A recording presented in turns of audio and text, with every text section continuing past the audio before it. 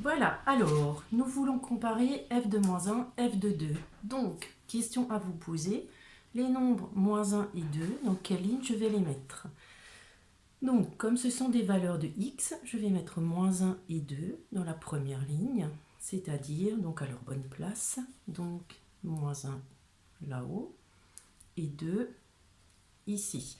Ensuite, f de moins 1, où est-ce que je le lis? C'est l'image, donc c'est un nombre qui est là. F de 2, c'est un nombre qui est là. Alors, lorsque nous observons le tableau de variation, on remarque que f de moins 1 est inférieur à f de 2. Alors, simplement, donc, il faut encore ensuite expliquer et arriver à justifier rigoureusement pourquoi ça se passe comme ça. Alors, pour la rédaction, ce que vous allez écrire, c'est simplement comment vous procédez.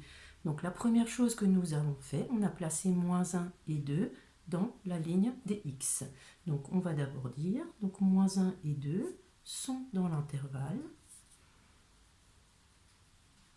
Donc, moins 2, 3.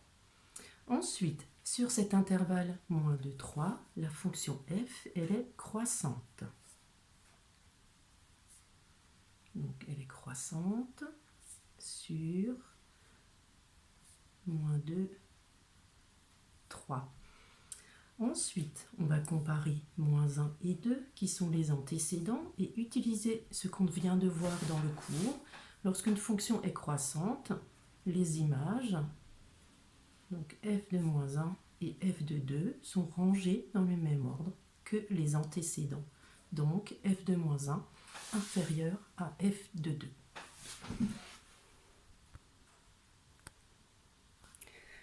Maintenant, on veut comparer f de 4, f de 4,5.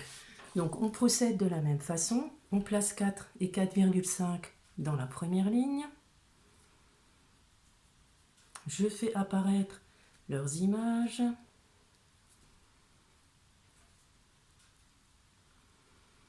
Et donc, je vois dans le tableau que f de 4 est plus grand que f de 4,5.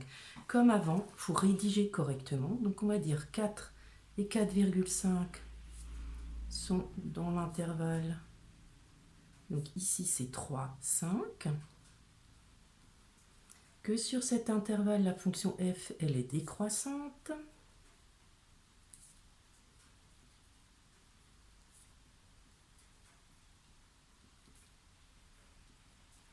Ensuite, on compare les antécédents, 4 plus petit que 4,5, et donc les images, par cette fonction qui est décroissante, sont rangées dans le sens contraire.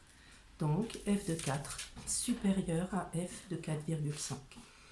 Pour le petit c, donc nous avons déjà ici f de 2 et nous avons f de 4. Alors simplement, nous n'arrivons pas à les comparer parce que f de 2, la seule information que nous avons concernant f de 2, c'est que c'est un nombre compris entre moins 1 et 8.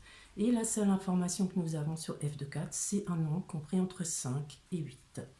Donc on va dire f de 2 est compris donc entre moins 1 et 8. f de 4 est compris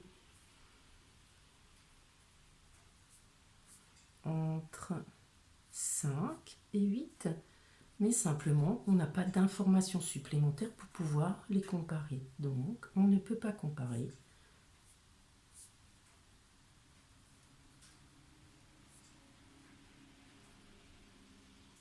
Donc, f de 2 et f de 4. Dernière comparaison, donc je place f de moins 4, f de 6, donc je vais placer moins 4 entre moins 5 et 2, f de moins 4 se situe là.